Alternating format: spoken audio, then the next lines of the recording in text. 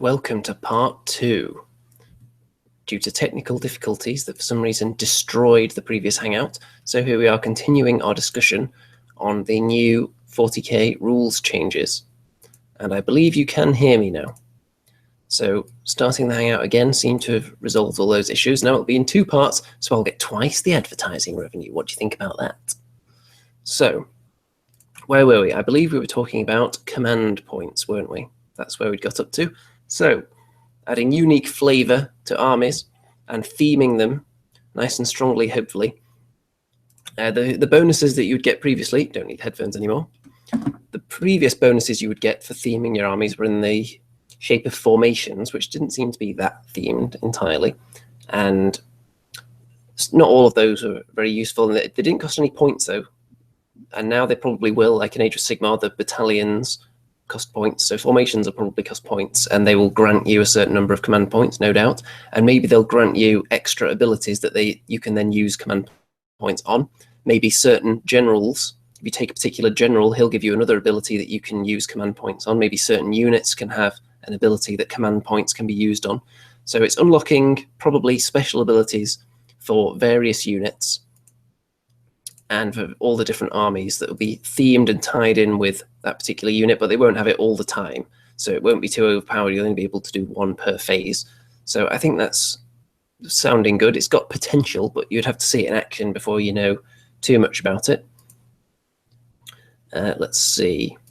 So thoughts on command points, if anyone has any, drop them in there, and I'll talk about the next thing while I'm waiting for that. So apparently you can use all your miniatures, your entire collection, on day 1.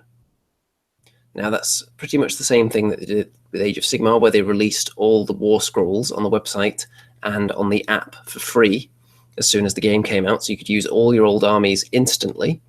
So I imagine it's going to be exactly like that. In 40k, they'll just have all the rules right there available for you to use. I remember back in the day of Warhammer Fantasy, when they changed from one edition to another, they had the Ravening Hordes book, where they would give you new rules to use in the new edition for all your armies, because the old army books wouldn't be compatible anymore. But now, of course, they've got the internet to spread all this stuff around, so I don't know what they'll call the war scrolls in 40k, whether they'll call them data slates or whatever. So day 1, you're going to be able to use everything you own in the 40k universe. Whether that includes Forge World stuff on day 1, I don't know, because with Age of Sigmar, it took them a bit longer to get out all the Forge World stuff. Let's see. Newbie thinks command points sound interesting. So Newbie is impressed by it, so that's a good sign. He's notoriously hard to please. Let's see, what else? Paulos01 thinks it's 1 per phase. Auric Lovegod thinks it's 1 per turn. I heard it was once per phase. Tabletop Minions hoping for data slates as the term instead of war scrolls. Yeah, if anyone else has any suggestions what you could call 40k war scrolls, drop them in the chat. Whoever comes up with the best one, I'm sure Games Workshop will steal it if they haven't already announced what it is. I'm sure we could come up with some juicy ones, though. Because they do have scrolls in 40k, don't they? Space Marines have lots of scrolly danglage hanging off them. What are they? Purity seals? So, yes, that doesn't really describe the parchment nature of it, though. So once per phase it'll be. So you would imagine that's going to be more potent in small-scale battles with a lower points level. Because if you've got just dozens of units you would want to use these points on, it's not going to be that great. You're only going to be able to affect 1 combat with it. But if it's a small game where you've only got a handful of units, that impact is going to be wider, I think. So I don't know whether they're going to scale up with how many points are in the game, whether you'll be able to use more per phase depending on the point level of the game. That's going to be an interesting one to look at. Mickey Jenver says, the Remington data slates. I'm pretty sure that's not going to be the name. Andres Goodmanson, battle scripts. Not bad. Lord Mazdamundi, dangle scrolls. I don't think that one's going to be used, actually. Probably not. Magnus Delson, data pads. I'm not sure about that one. Okay, so next. If anyone else has anything to say about using all your models immediately, like in Age of Sigmar, then let me know. That's obviously to prevent people from becoming alienated, especially when they see that these new extra tall Space Marines are coming out. It could have one of those. It could have been one of those moments, like when we found out that Age of Sigmar was on round bases, and people with all their square-based miniatures set them on fire, or threw them out the window, or sold them on eBay, and cursed the name GW, and cursed the day that they ever heard of that accursed company. Lots of curses being thrown around. So maybe they've allayed those fears by saying, nope, everything you own now you can use exactly as it is, even though these extra tall Space Marines are coming out and they'll make yours look like stumpy little squats. Okay, let's see. Next. 2 ways to point your armies now. Now, I'm not sure whether this is really 2 ways to point your army, because one way is the way Age of Sigmar currently works. It's going to be in 40k. You just have a squad. Doesn't matter how you arm it. Here are your options. You can take this many of this weapon, but whichever weapons you take, that's how much it costs. And that is the way they're suggesting is for more narrative play. And then the other way is pretty much the way it works now, where you pay individually for each weapon and the way each troop is armed. Then you'll pay for each heavy weapon setup that you use. So really, I think people are just going to use the individual point one. And the base cost of a unit, which is what works in Age of Sigmar, that's going to be reserved in 40k for the more narrative games. And I can't see people using it. I can't see people using any rules for narrative games, to be honest. Because even when you play a narrative game, people still want the balance of points. If they want it to be balanced so that one side has more, then they'll just say, okay, you can have 500 extra points. Very rarely do they say, just bring what you want. When there's points, people tend to use them. So, let's see. I'm sure there are probably some people out there that don't use points at all in Age of Sigmar, and maybe they won't in 40k. Maybe they didn't use them in 40k before. I have to admit, in my recent 40k games, I barely paid attention to how many points I was taking on the table. Let's see. Oh, we've got someone shouting out bacon. It's very, very tasty. Let's see. What comments have we got on this? Newbie, where is this extra tall coming from? Well, there are pictures that have been leaked out of Space Marines that are slightly taller than your average Space Marine on a painting table. So I would imagine that's where it's come from. They're new, extra powerful, extra tall Space Marines. So that's where that comes from. Perils01, you only get a number of command points, and you once used are gone, so shouldn't slow it down too much. Yeah, you'll only have a limited number. Whether you can acquire more of them throughout the game isn't abundantly clear at this stage, but I'm leaning towards no. Maybe there are certain units that'll be able to earn more command points as the game goes on, but I haven't heard anything about that yet.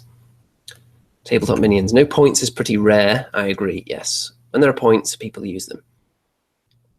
Let's see. Melanie Dawn says, I like that they are taking pointing armies so broadly. I think it will work out fine what each type is for. Yeah, there's no problem with including each of those, but I think one of them is going to be used a lot more than the other. Let's see, because even in Age of Sigmar now, there is a preferred way that people generally build their units because they all cost the same number of points. People tend to take the most optimal setup because it's not costing you any more points to take those better weapons. So generally people just do that. And either 40k would have gone that way, but they've got that as the kind of narrative way to build. So that kind of makes sense because the way that you're building that unit, if it's for a narrative game, you wouldn't be going for that competitive edge. So maybe you wouldn't build it in the most cheesed out possible way. And then if you want to do that, you're going to pay extra points because it's going to be a competitive game you're playing. So I think that kind of makes sense. It's just an evolution of what they started in Age of Sigmar. And let's see. Also, points in Age of Sigmar were kind of tacked on later, whereas this is being built with them in mind from the ground up. So that may be having an effect as well. Let's see. Andreas Goodmanson, has anyone seen the new Warhammer TV video about Gulliman and understood what he was saying? I watched it. I didn't really get a huge grip on what he was saying other than, I have Space Marines. I am going to take back the universe. That was the gist of it for me. Let's see. Anything else on this before I go on to the next point? Okay, so the next one. Okay, new factions confirmed, but no details revealed. Well, there's not too much to say on that, other than the fact it's been confirmed that there will be new factions. Whether that means a new spin on an old faction, Like, for example, maybe the Tau and Eldar are combined. I've heard rumors about that. Whether that would count as a new faction, I don't know. But if there's entirely new factions, what could they possibly be? There are alien races that were mentioned in 40k fluff that have never been races in the game. There's quite a few in the old rulebooks especially that they could pull from. The same way Necrons popped up after having actually been featured in artwork previously. They didn't just pluck them out of nowhere. They probably plucked Tau from nowhere. I hadn't heard anything about them before they arrived on the scene. See, I still think of Tau as a new race because I'm so old school. Back when I was playing 40k, there was none of this Tau nonsense. Okay, so any thoughts on what the new factions might be and how new exactly they might be? Will there be new spins on old factions, or will they be completely new concepts, the same way Age of Sigmar has released completely new concepts, like Fire Slayers, for example?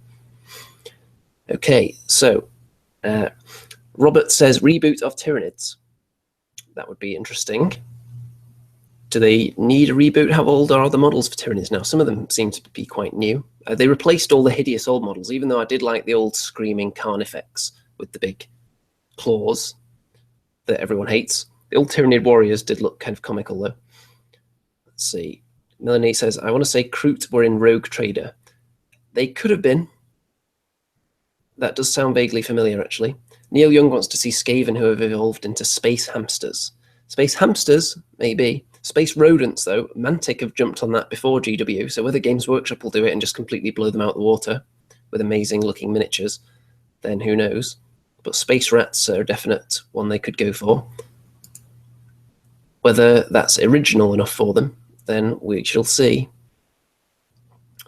Let's see. Auric Lovegood, I have 2 of those, Andy, if you want one. If you're talking about the old Carnifexes, then as tempting as it would be, I'm not sure whether I would find any use for them, because there's no way I would ever play Tyranids. I'd like to play in the games where I'm not pushing units around in blocks. I like to play low model count armies.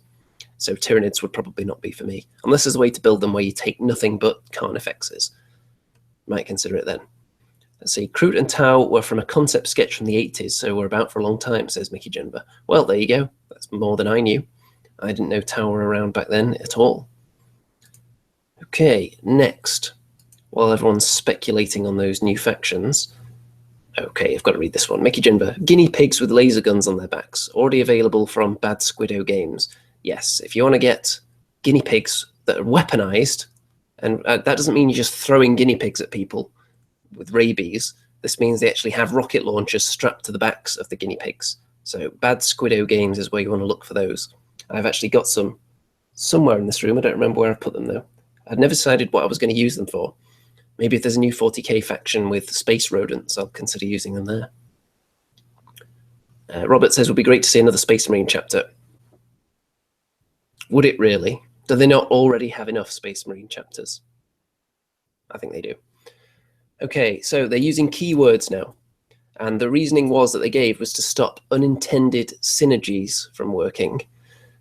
So when a unit has an ability that buffs nearby units, it won't just say it'll buff all nearby friendly units. It'll buff units with this particular keyword. So keywords in Age of Sigmar simplify a lot, I think, because then you can have a blanket special rule that says anyone with this keyword has this rule. So you're saving space. You don't need to necessarily print every single rule on them. And then you're also not doing what they do now, which is every single unit has not exactly keywords. It'll say special rule, they shall know no fear, and the Emperor's pride, or what have you. And then you'll have to look up all of those separately. So I'm thinking this is going to make things run a lot more smoothly when you're deciding which units are affected by which abilities and which units can benefit from certain other things, like a Tech Marine with his repair. It's clear he could only use that on something with the vehicle keyword. It'll just clear everything up nicely and stop the rules being so open to interpretation, I think. Keywords just make everything very, very clear and straightforward. So I like that. All right, Lovegood, how many chapters do they need? Yeah, Space Marines don't need any more chapters, do they? Definitely not. Neil Young, should stop cheese Death Stars. Yes, previously you could do things with Tau and Eldar in particular, where you would have certain groups of models that would hang out together and give each other bonuses that were outside the scope of what the codex is intended, because when you combine them, it's It's like you take one kind of cheese, you take another kind of cheese, and you smush them together into a big giant cheese ball of death and then roll it towards the enemy. And it was never intended to work that way. So with keywords, they're going to be stamping out all that kind of nonsense. Let's see, tabletop minions. I think keywords in AOS work great. Yes, they do. And like I said, mainly they just prevent unintended synergy. Synergy is still there, but it's only the ones they've intended. If it wasn't supposed to work that way, it probably won't work that way now, which is a good thing. It means you can take mixed forces, but you won't be able to squeeze maximum cheesage out of it. Let's see. Lannis03, Squats versus Space Hobbits box set, fighting over who can dig into a crater side. I'd buy it. Perils 01, no more Death Stars, especially allies, yes. Excellent. Okay, next. Keywords, good. They'll speed up the game, make everything smoother. Next thing. So this was an interesting one. If anyone bought any 40k rulebooks or codexes in the 8 weeks prior to the new edition being announced, they can get a voucher for the same value and they can keep their book, which is a nice gesture. I don't think it's going to cost them that much money. It's going to bring them in a lot more goodwill than it's going to cost them money, because really, how many people have actually bought codexes and rule books in the 8 weeks prior to the announcement? It's been rumored for a long time that a new edition was coming, so I imagine the vast majority of 40k players would have been holding off on their rules purchases. So you would think it's not going to cost them much money, but they usually go back 4 weeks apparently when they do this, but making it 8 weeks, probably not going to cost them that much more, but so much goodwill flowing into the new friendly face, the friendly smiling face of GW. So I think that's the thought process there. They're convincing you that it's a new direction for the company. They're nice now. You can even keep your book and you can buy new rule books with this voucher. Whether the voucher will be for books or whether it will just be in general, you could use it on models as well. I don't know. I don't know if they necessarily clarified that. Perhaps if anyone's taken advantage of this and actually contacted them, let me know in the chat. I'd be interested to know exactly the nature of those vouchers that they're giving out. Tabletop minions, 40k lizard men would be cool. They would. 40k lizard people. You could imagine lizard men with kind of laser rifles, couldn't you? That would be pretty cool, actually. Let's see. Has anyone got a voucher yet? Big Rich told me I'll get a voucher. Well, that's not a lot of detail there, Mr. Rich. Gonna need more info. Let's see. Newbie, sucks if you're a Chaos player who bought all the new supplements at Christmas and thought you were going to get some long-term use out of them. Well, if you bought them at Christmas, yeah, you're out of luck, I'm afraid, because that's slightly too long ago. But you have still had a few months out of them, and they're not totally useless anymore because you've got all that wonderful background information and artwork, which is never going away. That's going to last forever in our hearts and our souls. Next. That's a good move. So weapon skill and ballistic skill are now set values. Ballistic skill was anyway. It was needlessly complicated, ballistic skill. It confused so many people. If you had ballistic skill 3, why was it 4 to hit? Why? Why was it backwards? Obviously, they wanted the higher the value to represent the fact that you're better at shooting, but it was just needlessly complicated. So the fact that they've just made ballistic skill 3+, 4+, this is what you need to hit, unless there are modifiers involved. Like if someone's maybe in cover, then perhaps that'll be -1 or maybe extra armor, something like that. They did say there will be modifiers to these things. Weapon skill, you're not comparing to the enemy anymore, because really that never made a huge amount of difference anyway. Typically it was, if you're an elite troop, you'll be hitting someone on 3. If you're a standard troop, you'll be hitting everyone on a 4. And if you're really absolutely the lowest scum of the universe, like a grot, then maybe you'll be hitting certain things on 5s. So there wasn't that much variation in it anyway. So that whole table, it was so much work for such little outcome difference, I think. So streamlining that, good troops probably hit on 3s, everyone hit on 4s, rubbish troops hitting on 5s. Simple, makes sense. That's pretty much what it was anyway, but without the tables. So I like that change very much, because working out what someone needs to hit, especially in the games I've played, there's always at least one person that has trouble working it out and going through the table, and it just grinds the game to a halt.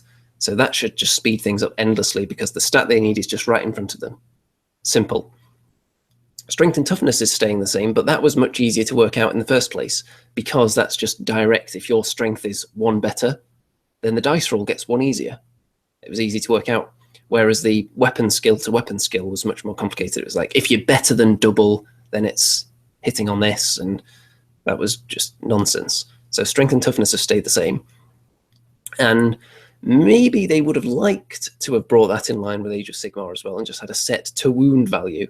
But I can see why they haven't, because you've got things like vehicles. If you've got bolt pistols shooting at a tank, bringing it down on a 4+, I could see how that would get ridiculous. So 40k, the amount of armor that things have, I would like to say has had something to do with them keeping strength and toughness. Also, I don't think they want to go too Age of Sigmar with it.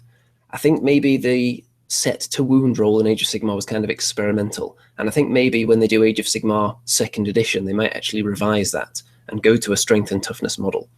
Because I think that might have been a step too far. That's not to say I dislike it. But I think if you're looking for the optimum rule set, then having a strength and toughness value, just having on your own stat line what you need to hit and what you need to wound, it's very, very one-sided. It doesn't take into account the opponent's unit at all. If you look at something like Kings of War, you have a set hit value, and then it's the opponent that has their set defense value showing how tough they are, and then you have ways you can knock that down. So that works very similar to a strength and toughness system, really. So I like that. I like the fact they're keeping that. You should always hit on the same. What you need to wound should be variable based on what you're hitting. I think that makes perfect sense. So part of the combat phase is going to be sped up greatly. Part of the shooting phase is going to be sped up probably greatly as well, but the ballistic skill just being this plus is what I need, not this is my ballistic skill, where's a little table, okay, I need that. I mean, you can memorize it all, but really you shouldn't have to be memorizing tables to figure out your set dice roll to hit. Okay, any thoughts on all this? Andreas Goodmanson, I've heard there's a new factor maybe quite similar to goats. Goats. And they could do a Tzeentchian kind of space goats faction, couldn't they? That would be interesting. Let's see. Okay, what is next? Where were we? Okay, so we've done weapon damage. So Las Cannon would do d6 damage, but it has to actually hit first. Flamer would do d6 hits. So the difference there being that 1 hit, I believe, can only affect 1 model. So a Flamer with d6 hits could affect 6 different models if you roll a 6, whereas a Las Cannon only has 1 hit, and in 40k that means you can only kill 1 model. So it's very different from Age of Sigmar, where any overkill of the damage goes on to the rest of the unit. In 40k that does not happen. If something's got multiple damage, it only affects 1 model. So las cannoning a grot unit is still only going to kill 1 of them and not potentially 6. So I think that's good news. It'll stop things like las cannons being overpowered, and it stops slightly unrealistic situations coming up as well. There are a few. One thing someone said to me when we were musing on potentially what might happen and whether they would bring in certain rules from Age of Sigmar was, what if one guy's poking his head out from around a corner, you shoot him with a las cannon, does that mean the rest of his squad are going to die as well, even though you can't even see any of them? Now, I haven't heard what the line of sight regarding which models you can kill, whether those rules are staying in 40k, because in Age of Sigmar, if you can see one model, you can kill the entire squad pretty much. So in 40k, I would imagine that you can't do that, and especially a las cannon, just going to kill 1 model. So it's still good for hunting things like vehicles that have got multiple wounds and they're also really tough. So you can potentially do a lot of damage to vehicles with the las cannon, which is how it should be, but you're not going to one-shot a land raider in turn 1. So also good. Any thoughts on any of this lot here? Let's see. Stew Rat. Overkill should provoke a morale check when one guy gets vaporized. Well, I can see what you mean. If one guy gets so utterly obliterated that he just basically dissolves in front of you and you've got bits of your friend's flesh all over your face, then I can see how you could potentially be looking for a morale check there. But I think in the streamlining process they're going through with 40k, I don't think anything like that will be in there. Let's see. Okay, so there's that. And there are no more D weapons, which is nice. There's no more weapons that just everything I touch is just instantly dead, which is good. But that's on the one hand. On the other hand, 40k now has mortal wounds, which it seems the example they've shown is that a particular psychic power can inflict D3 mortal wounds on a unit. Mortal wounds mean that you won't get a save of any kind against it, which was kind of already in 40k because there would be attacks where it would say no save of any kind is allowed against this. So there were things like that in there before, but now it's just got a blanket name to make it nice and easy. It's either a wound, in which case you get your saves, or it's a mortal wound, in which case you don't even get invulnerable saves. So invulnerable saves are probably still going to be called that. In Age of Sigmar, they have kind of a roundabout way of giving you invulnerable saves. But it seems like mortal wounds can bypass those. And whether someone has a save that could save against mortal wounds or not, that remains to be seen as well, because we haven't seen unit profiles, so we don't know that yet. So mortal wounds coming in, but D weapons going away. Kind of similar. D weapons just delete you. Mortal wounds, they delete you as well. Maybe on a slightly smaller scale, though. So I'm not sure whether that's made a huge difference to things, but giving Psykers mortal wounds, potentially that makes them a lot more potent than just taking more weapons, because I felt like the psychic powers were much more like just a shooting attack. It barely needed to be a psychic attack. They could have just given him a gun with the same effect. So if mortal wounds, for example, are unique to Psykers, then that would give them a unique mechanic, and I would like that very much, actually. GW, take notes. Okay, I'll just mention the psychic phase, so we'll go on to that now. So it works the same way as the Age of Sigmar magic works. So you have a set number of powers you can use, and to cast it, 2 dice, you just have to get that total. Some casters will have bonuses, some of them might get extra dice, and then for someone to block it, they need to have a psyker within range who then tries to beat your score on the dice.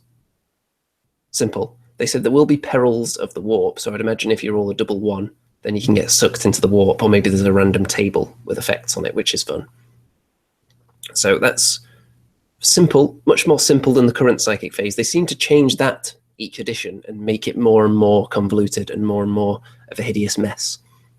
So I think just streamlining that, getting it into line with the Age of Sigmar magic, I like that, because the way magic works in Age of Sigmar, I like the way it works. The only issue I have with it really is there aren't necessarily that many spells, which they have been correcting when they bring out each of the new battle tomes. They've been putting more spells in there. So I'd imagine there'll be a couple of psychic powers that all psychers can have, and then each army will probably have their own as well.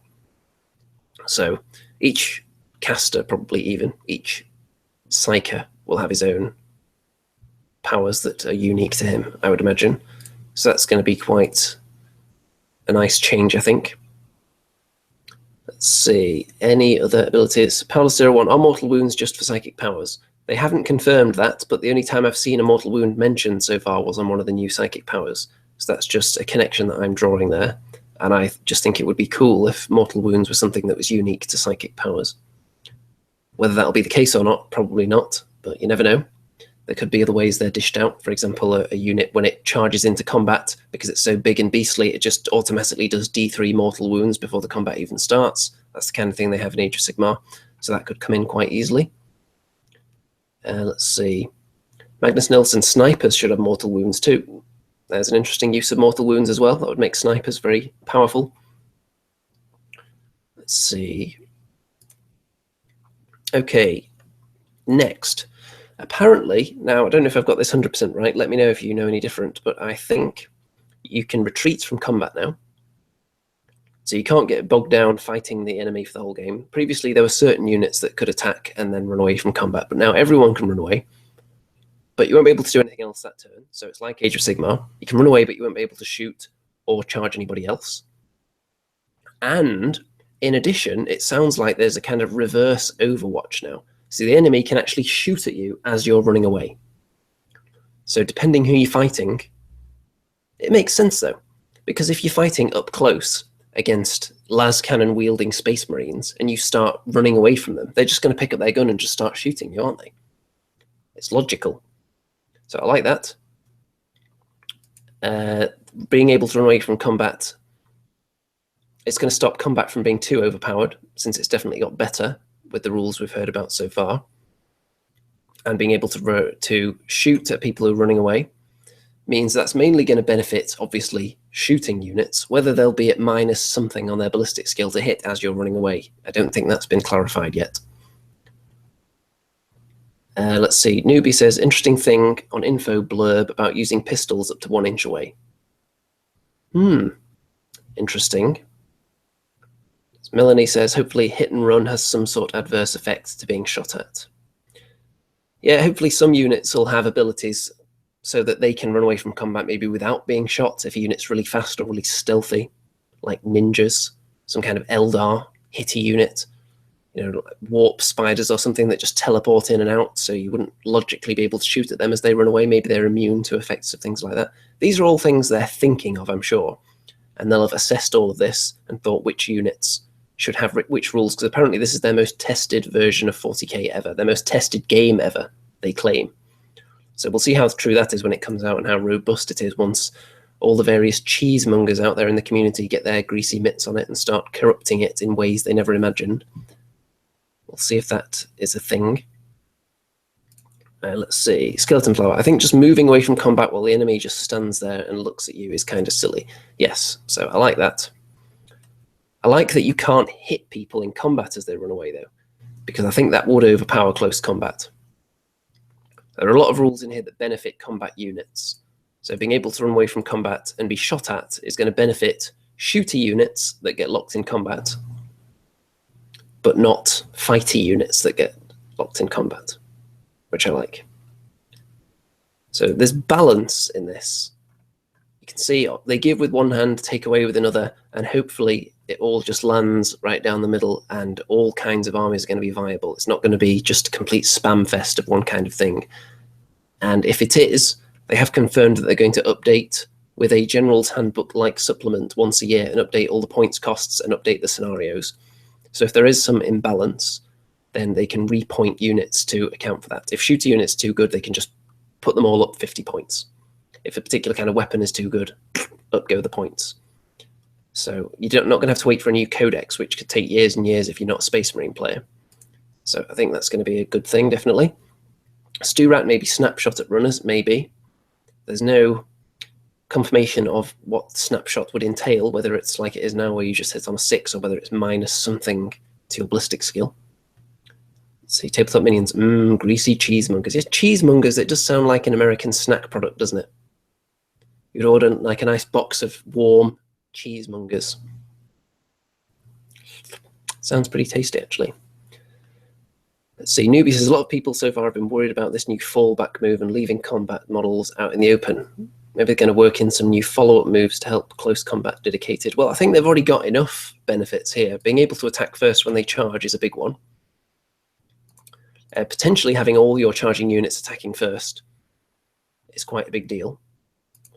And then if they go with the you go, I go method after the charges have gone, that's in Age of Sigmar, if they bring that into 40k, that'll benefit whoever's turn it is. So if you're doing a lot of charges on your turn, that'll work out in your favor. Are the profiles going to be PDFs like Age of Sigmar? I would assume they are going to be, because they say you can use all your models from the go, from day one, from the get-go. So you would assume that all the profiles are going to be on the GW website and on a 40k app, which they said isn't coming with launch, but the 40k app is on its way, apparently. Ramv says, yay, caught a live show. Yes, we don't normally have a live show at this time or on a Sunday, but I thought now was a good time to do it. Let's see. Magnus Nilsson, attacking first on the charge is worthless to Eldar as they already do that.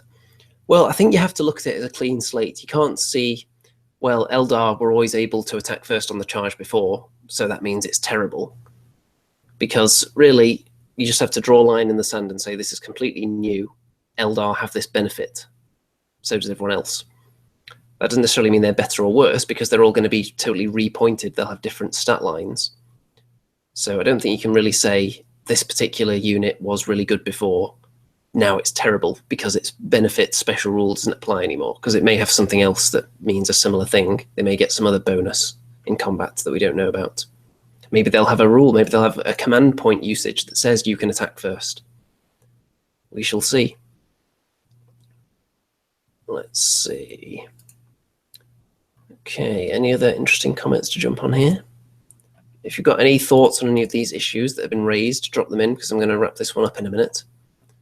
If you only started watching in part 2, there was part 1 of this video. I'm going to shave the end off it, though, where the stream completely died because the computer crashed. And then I came back and there was no sound. So I'm going to chop that off. So that's going to be about a 25-minute video. If you didn't see that, if you only joined with part 2, you can go and check that out after this. You can hear my thoughts on all the other interesting things that came in.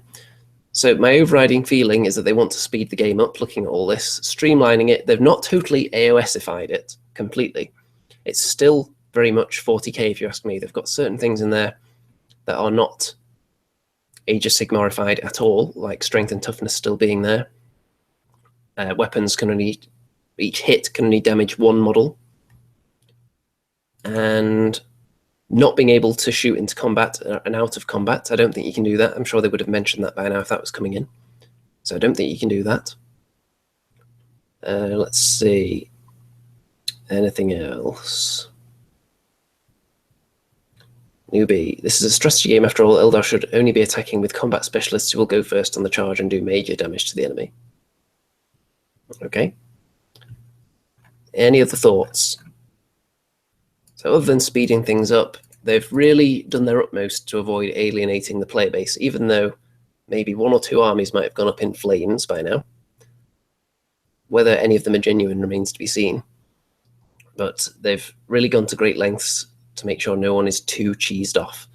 They've had various public faces of the company being out there, reassuring everyone that everything's going to be fine, telling you about these pieces of information in chunks so that they can explain each one rather than bombarding you with all the changes at once and then leaving you to just digest it with no follow-up information. They've really broken down each thing and explained a little bit about it to explain why it's not going to ruin the game, pretty much. And there's more info coming out, no doubt, as well. So over the next few weeks, I'm sure we'll find out more prior to the release.